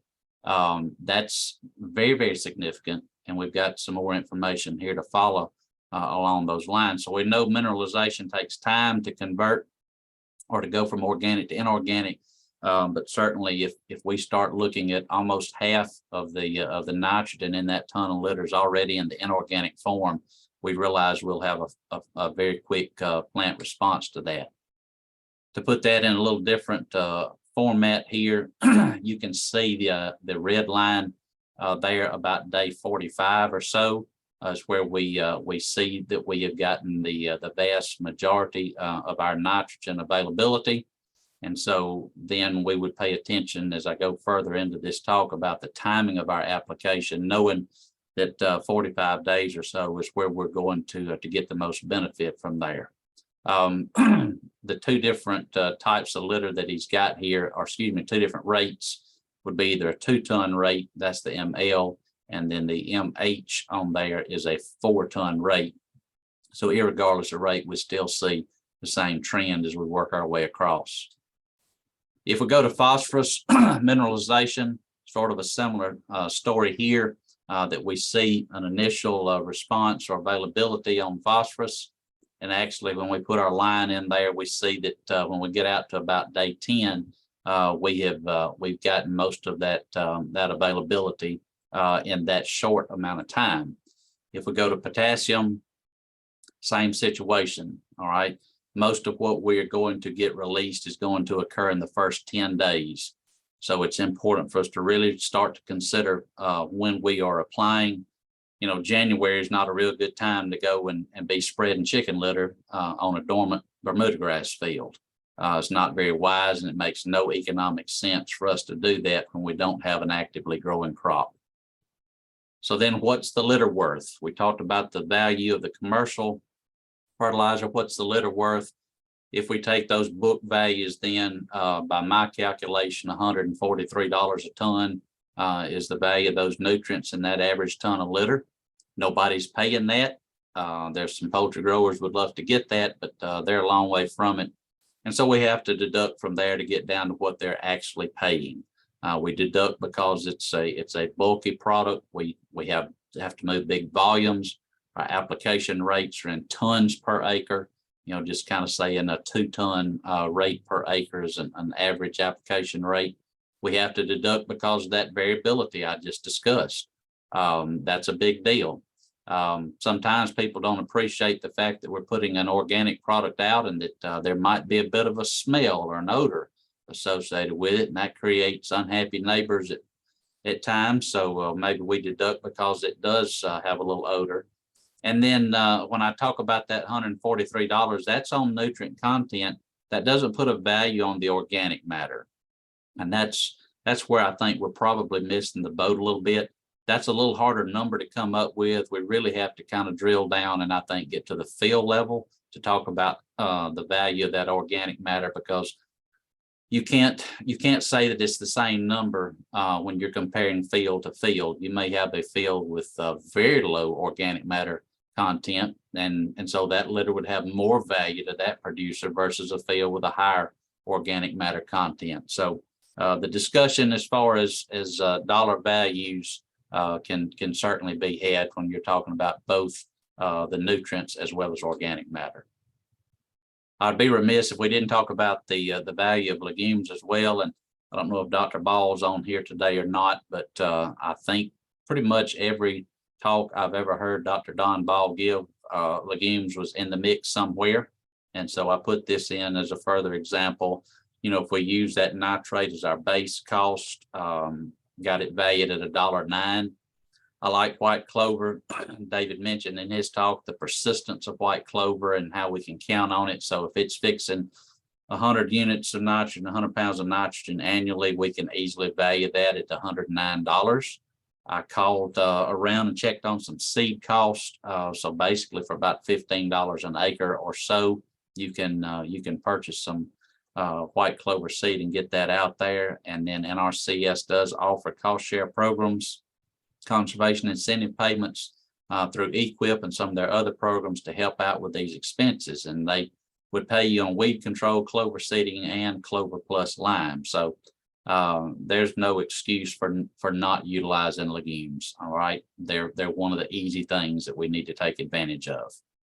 Let's talk a little bit about the right rate. I'm not going to go through all of these recommendations. Everybody understands how that works, I hope. But in essence, we'd be talking about 60 units of nitrogen in a grazing situation per acre, and then 100 units on a hayfield situation. Just to give your producers an idea about what that's going to cost them, you know, in a grazing situation, that's $65 per acre that they need to think about budgeting and consider how they want to make that application and when they're going to get the most bang for their buck. As we went through this recent cold snap freeze event that caused the near demise and death of some of our winter annuals, a lot of people were asking the question about fertilization to try to bring this stuff back.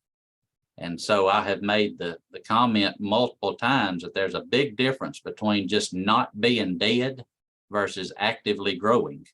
All right. And so when you're going to spend money on fertilizer, my suggestion is that the crop is actively growing and can utilize those nutrients and we don't lose any of that.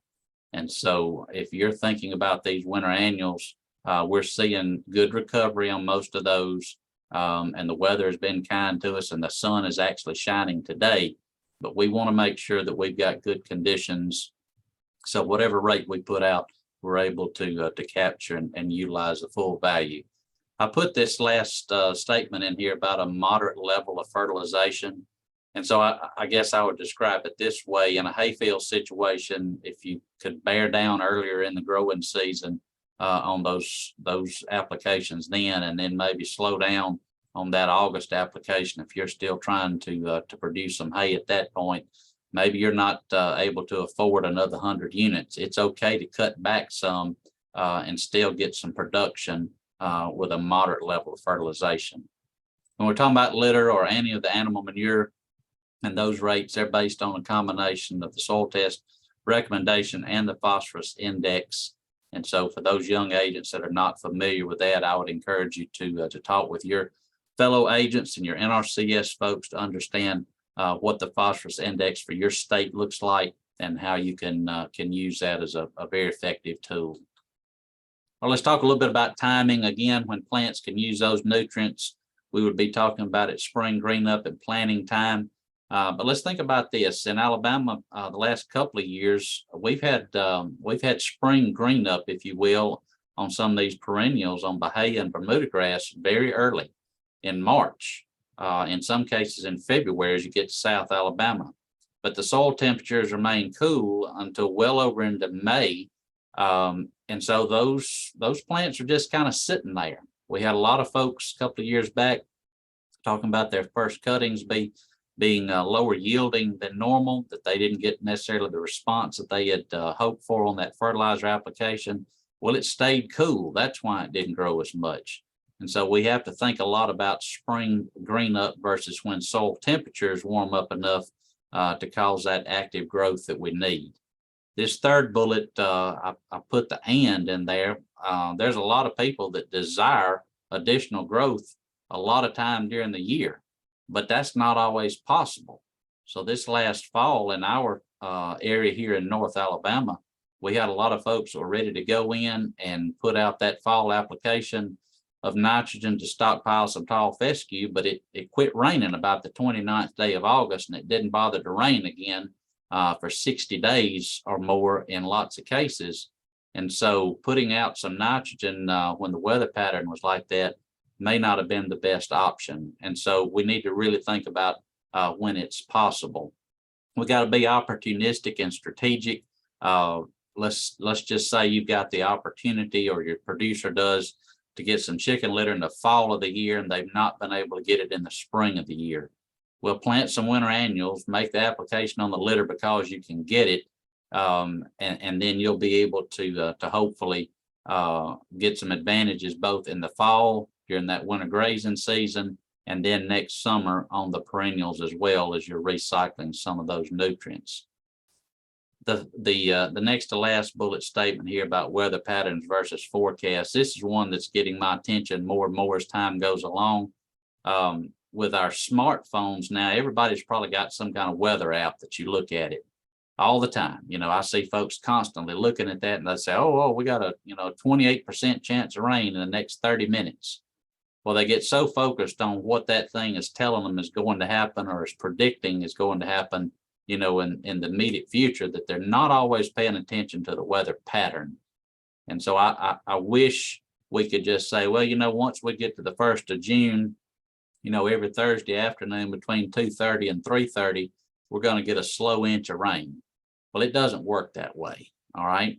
The pattern is shifting and changing. And so we understand that as you get into these patterns, you need to be paying attention to that and make your management decisions based upon what the pattern is shaping up to be, what it looks like it is in the short term, as well as beyond that 10-day forecast. And again, that early season versus late season, the example I would use there is, most all of the pests that we get concerned about happen to like Bermuda grass. Whether we're talking about stem maggots or armyworms, they can both have a very detrimental effect on Bermuda grass. So I encourage guys to, at least in North Alabama, kind of bear down on those early cuttings and don't be as heavily dependent on that last cutting. And as David mentioned, I believe earlier, then we're not going in late September, or even into October, and scalping off a Bermuda grass field, trying to scrape up a few more bales as we get into the winter time. We know that nitrogen sources should not be applied more than 30 days prior to the planned planting date or spring green up. That's in our CS 590 standard, the nutrient management standard. And so I hope that the graphs earlier and charts would help us to kind of understand that even better. Let's talk about the right place. If we're talking about animal manures, we've got to pay attention to setbacks and buffers.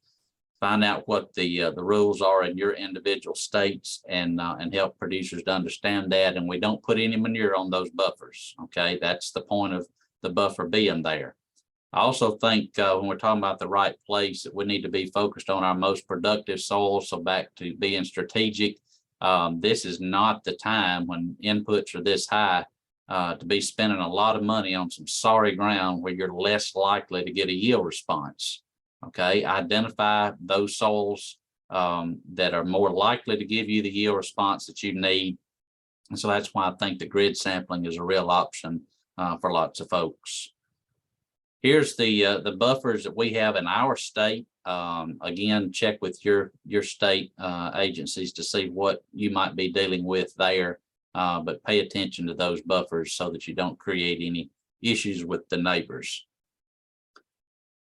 I put grazing management in, and I know Dr. Ball mentioned it the other day, and I hope that all of you understand the ins and outs of grazing management, but it's hard to talk about nutrient management and not include this, because this is one of the easy things. Okay, this is one of the easy things. And for you young agents that are out there, here's something that every single one of you, I don't care where you are, you can go do a program on grazing management.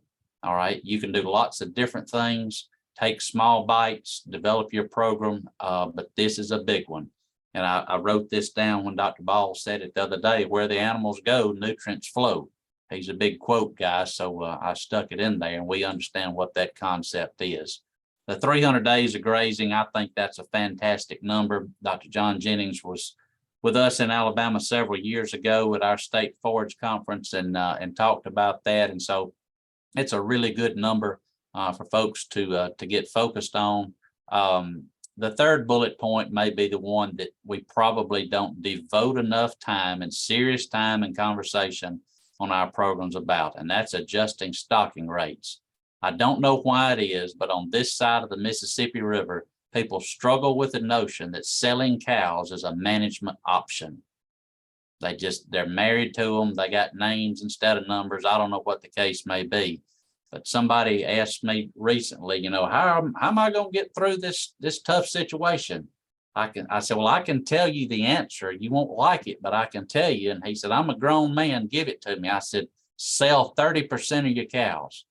And then I did the mic drop and quickly ran and jumped in my truck and drove away before he could hit me.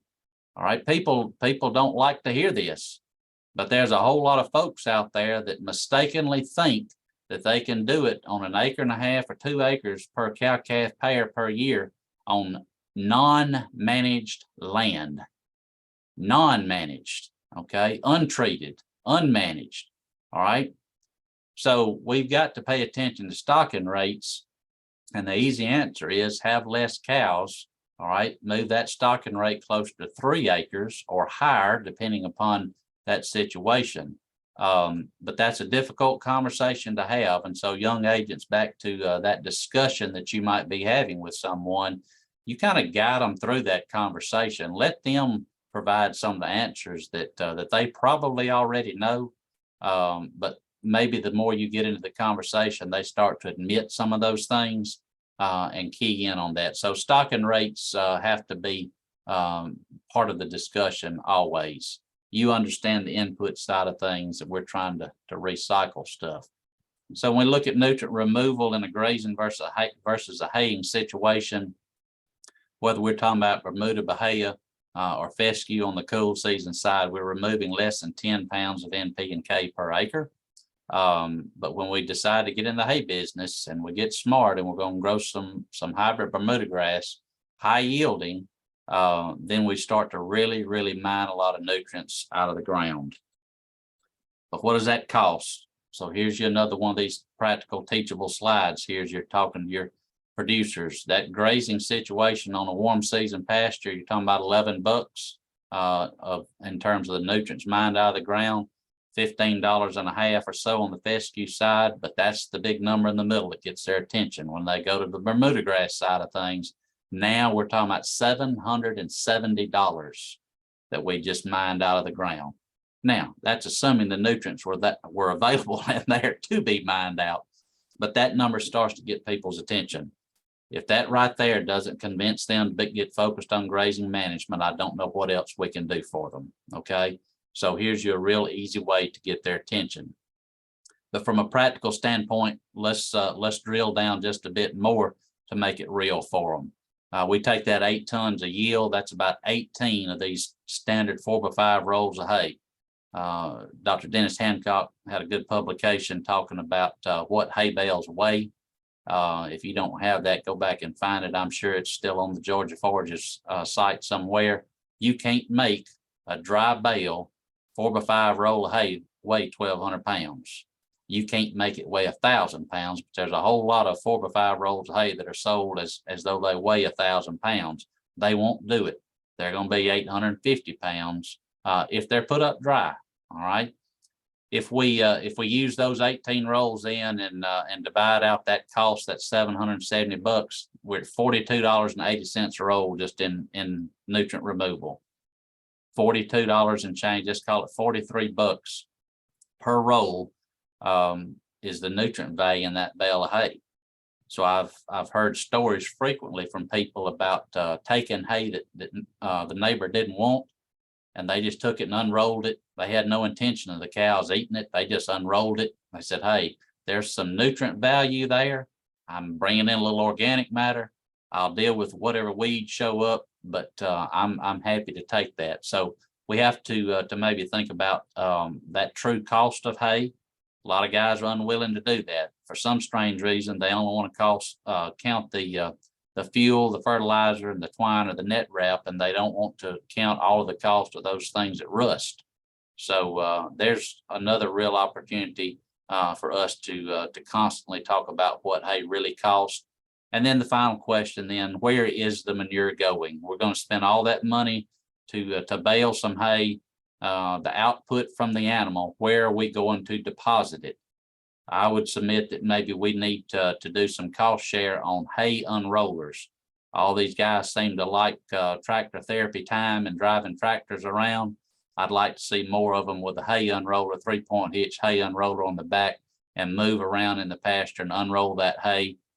For those of them that are on flat ground, if you're fortunate and you're in North Alabama or some of these other hills, you can get on top of the hill and kind of kick it off the hill and let it unroll.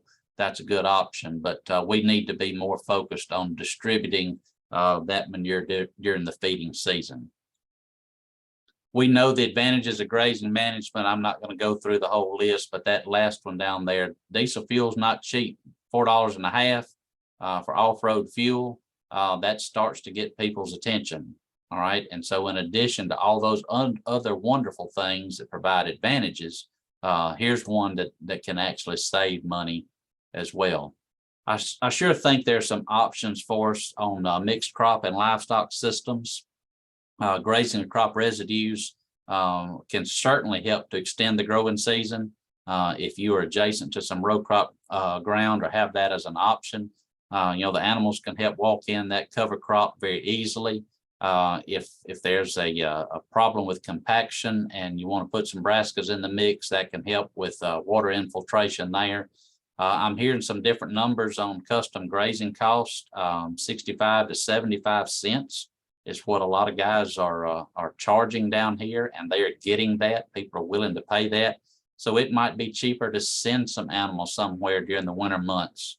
That might be an option for a producer to go out and rent some land from a row crop guy for 6 months and develop his heifers over there, graze a few stocker cattle over there. It could be that you've got enough winter forage there that you could develop somebody else's heifers and cover the cost. I think there's some real options here that need to be explored. You can also look at those winter annuals as high moisture baleage. So if you do that, you don't have to cut as much hay on your place. I think that's something that could certainly be done. Let's just say if we went with oats, we know that we can get that off early enough that we can still get the cash crop, whatever row crop is going to be planted, be able to get it in the ground by the deadlines where it needs to be done. A lot of these fields obviously are not going to have a permanent fence around them, so utilize temporary electric fence sure starts to work. And again, I think it does provide some expansion for livestock by being able to take advantage of those scenarios. Planning is going to be pretty critical to success. I'm hearing folks say this a whole lot as I travel around the state. They say, last year was hard. I don't think I can stand another year like that. I've got to have some real answers. We barely made it through last year. I can't stand another one. So there are people paying attention and listening, I think, to some of the messages that we have. Help them develop a written grazing plan. What does that look like each month? Okay, where are the animals going to be during that month? This next one to me is awful important. They put a lot of effort into producing hay, right? A lot of effort. If they put a fraction of that same effort into grazing and planning for grazing, what could they accomplish? All right. Hay is the familiar option for so many people, right? That's the go-to. It's what they're accustomed to, and they don't put the same amount of effort into thinking about their grazing. As you work with these producers, help them to get a basic understanding of nutrient management and the best management practices that work on their place. It doesn't have to be the ones that work on the neighbor's place. It's the ones that work on their place. Education is certainly critical for all of us as well as them. Encourage them to come to your meetings, okay? Provide the answers that they need, and then utilize the local resources. I push pretty hard on this. There's a lot of resources, a lot of help out there. Folks will reach out. That can be extension, that's NRCS, that's people that sell stuff. you know, they know things. Take advantage of that and help to figure out how to move forward. We always have to be timely. We always have to manage what's there. Dr. Ball answered one of the questions on Tuesday by saying, well, hey, what's already growing there? Instead of us thinking about planting something new, what's volunteering and kind of already acclimated to that field? Can we just manage that some instead of going and buying new seed? And I think too many times folks are looking for something to go purchase instead of thinking about their management. I think it's always smart and a wise investment to add more fencing and add more water systems on the place. Those are the limitations to grazing management. Invest in those and it will pay off. To try to summarize this thing and get towards the end, for me, management to me is the key to get through the tough situations. A lot of the information that I included in this talk today, I pulled from information that Dr. Ball and Dr. Charlie Mitchell talked about in 2008 when we were going through a similar situation with high fertilizer prices. Management is where we got to get focused. Do the easy things first. It's a simple concept. You know, Dr. Ball mentioned the other day, hey, if you got a bunch of stuff to do and it includes eating the frog, get the frog out of the way. Maybe that's a hard thing. All right, but do the easy things first. All right, then focus on the hard stuff. Tough times create painful change. I used to just have on there change. It's painful change right now. Folks are resistant to this. They don't want to make this change, but they're being forced to change. When times are good, you're not going to get people that come to your meetings worried about answers. When times are good, when a 200-pound calf, you know, if you can just get him to the yard, he's bringing $1,000. They're not too interested in changing much. But when times are like they are now, people need answers. So you need to think about offering practical solutions now. There are people that won't make it 2 or 3 more years. They need answers today. They need answers for the upcoming growing season. All right. It would be nice if we said, well, you know, it's all just a matter of education. We'll just simply educate them and then they'll know and it'll all be healed. Folks, I got a book from 1942 that talks about practical farm management. Pretty much everything that's in this talk today is in that book. This is not anything new. It's great that we've got smart, educated folks, but the reality is we got a lot of people that don't do what we teach them how to do. We teach them the how to, but they've got to want to. Leanne, write that quote down, all right? We teach them the how to, but they have to want to. So it becomes about ambition. What's keeping them from doing the things that they claim to already know how to do? All right, think about that. It's like having a tractor hooked to an implement, but you didn't bother to hook up the PTO shaft.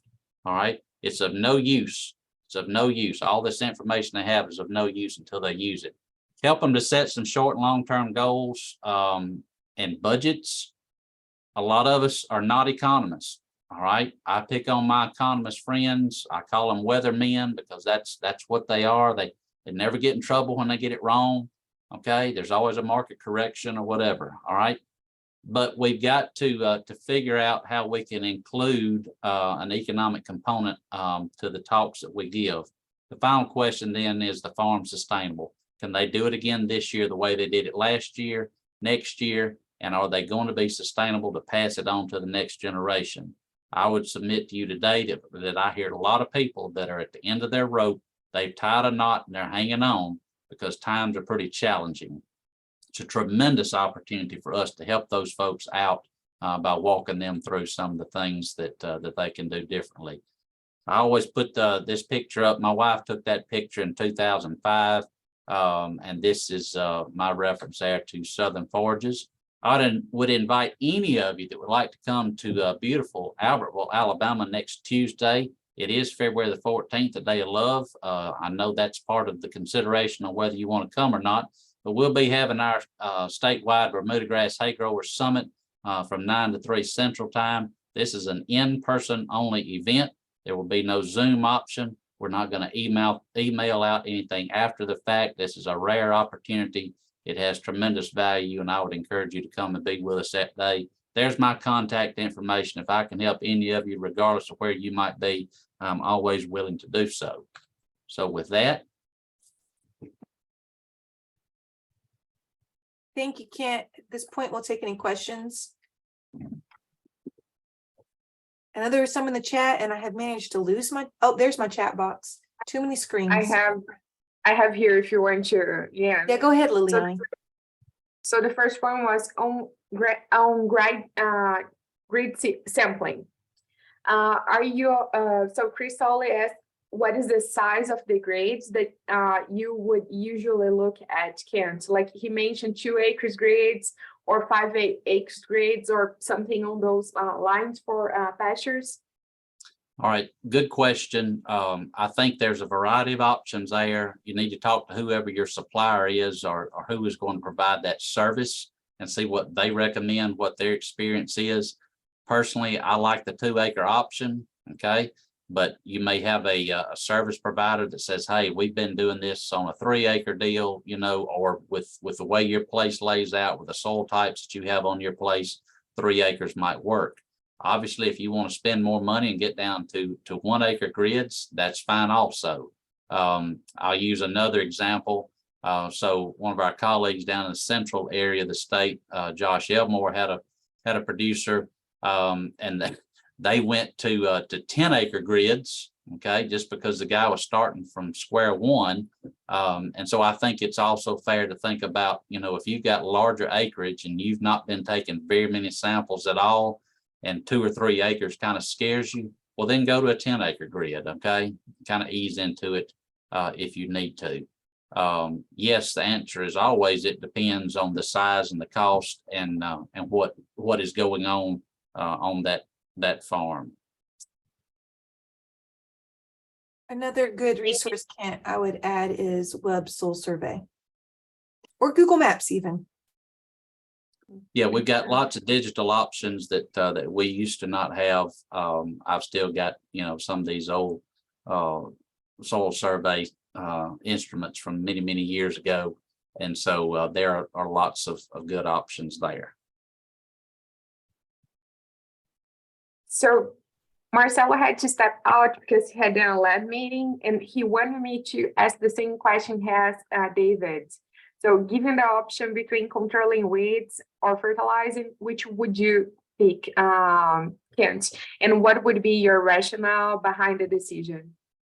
All right, if those are the 2 options, you know, I'm gonna kill some weeds first. I just, you know, we all can kill weeds. I think that's always a good option. But before I would answer the question with the producer, I would have the conversation about the management going on. Okay, because again, back to that comment, you know, management's not a cost deal. I mean, that's time and paying attention. So walk them through that. Again, a lot of weed problems are because of poor management. So it doesn't help to kill weeds. It doesn't help to spend a bunch of money on fertilizer if we're not changing the management and we don't see what the underlying problem is. You know, and in many cases, that answer is, hey, you got too many cows. Let's start there. Sell some cows, take that money and go buy some herbicide and buy you a little fertilizer. While you're at it, get you some temporary electric fence. So one of the biggest questions that I'm having here, I just wanted to hear your thoughts on that as well. So last year, especially, and actually was my first year here, as you know, but last year, especially with the cost of fertilizers, people have been kind of like trying to look at alternative sources of nutrients that they can use. So I was wondering if, like, I know you talked about poultry litter. We struggle a lot to find poultry litter for forage use here, just because we have all the row crop people already buying most of that in the state. So I was wondering if you have any thoughts on alternative sources and something that you could share with us. All right, so it's a good question about alternative sources, and again, when times get tough, people start, you know, trying to find other options. And I don't know how it is in other states, but it seems like when times get like that, there's people that come out of the woodwork selling some of this snake oil on Craigslist, or they put it on Marketplace. And we've got a bunch of people out there that apparently believe everything that they read on social media, as well as places like Craigslist. And so you can't tell me that if you buy this one product over here and it only takes a gallon per acre, you know, and that'll substitute, you know, a ton of lime. I struggle to really believe that that's the case. So Liliane, I guess the way I would answer the question is first, be cautious about the products that you are evaluating. Because if you read the propaganda on it, you know, it'll be, you know, the next best thing to sliced bread. All right. But figure out what's really going on there and go to an unbiased source that can help you with that. There are a lot of byproducts from other industries. And so we have folks that want to use flue ash or ash out of a plant. Pay attention to a nutrient analysis on those things. Figure out what it is that they say it is going to provide. What is the benefit? Is it a liming source? Is it a nitrogen source? Is it a P and K source? What is that? And then what form is it in? All right. So we had a question about a potash containing product. Well, when we really got an analysis, a true analysis done on the stuff, it was actually going to be detrimental and would cause some binding concerns. So you gotta think about some of these products that are out there and maybe don't take all of them for face value. Get the true story on what it actually is, and then decide whether it works on your place or not. A lot of times this stuff is going to be free, and y'all know how that goes. If it's free, you know, hey, what else is coming with it? So pay attention to some of those and don't wind up using a product that is going to cause concerns. Some of these free products that are out there, you know, they come with land application. Not only do they give it to you, but they come and apply it for you. And so you need to understand how is it going to be applied? Is this something that's going to be knifed in? And if they're going to knife that in, what happens when they hit a big rock, you know, in one of these limestone valleys up here? What happens there? How much tillage action does that do on that nice smooth hayfield? So I guess I would answer it in a different way, Liliane. I would be more concerned about the products to stay away from because there's probably a fairly limited number of products that actually are of benefit for us. Thank you, Kent. So somebody just commented about the size of the grade that they have seen. So have one guy actually doing 1 acre grade on 3,500 acres, and it's time consumed together across it. Just some comments. Does anybody have any other questions? Something that we are not necessarily having a lot of issues. I know in some areas is a larger issue is with water quality.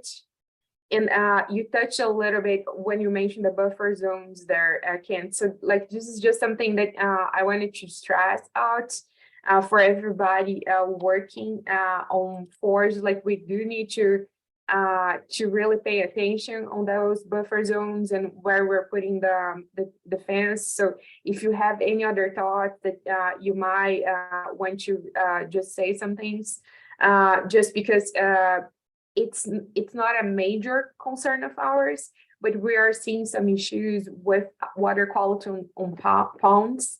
So just is starting to like it's becoming a conversation in our state as well.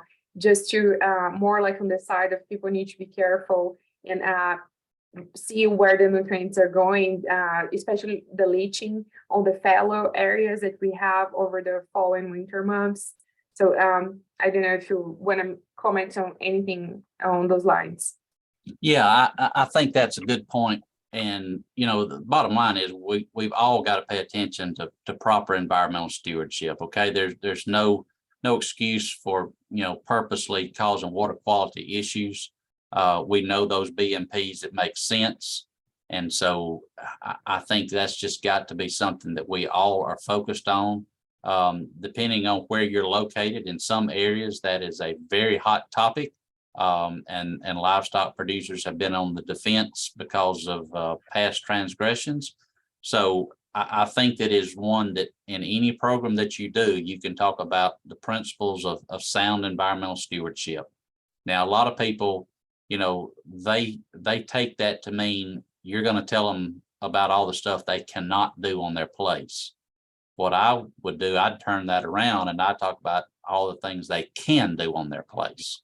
And so when you start having that attitude about stuff and you start talking about what are the things we can do to protect water quality, invariably it will lead you down the road to proper grazing management.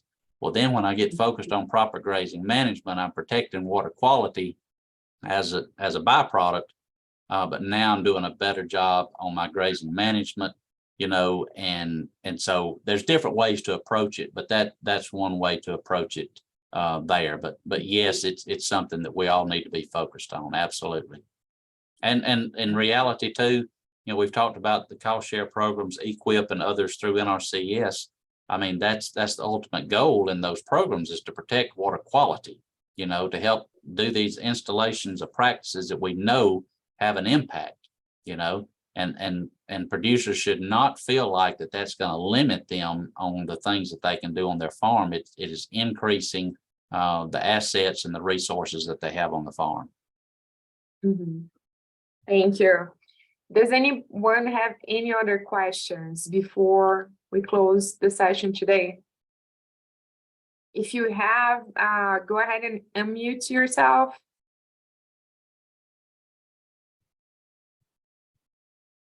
I don't think so. So I really wanted to thank you again, our speakers today, and also our moderators, Dr. Leanne Dillard and Dr. Marcelo Wallau was helping me to moderate the session.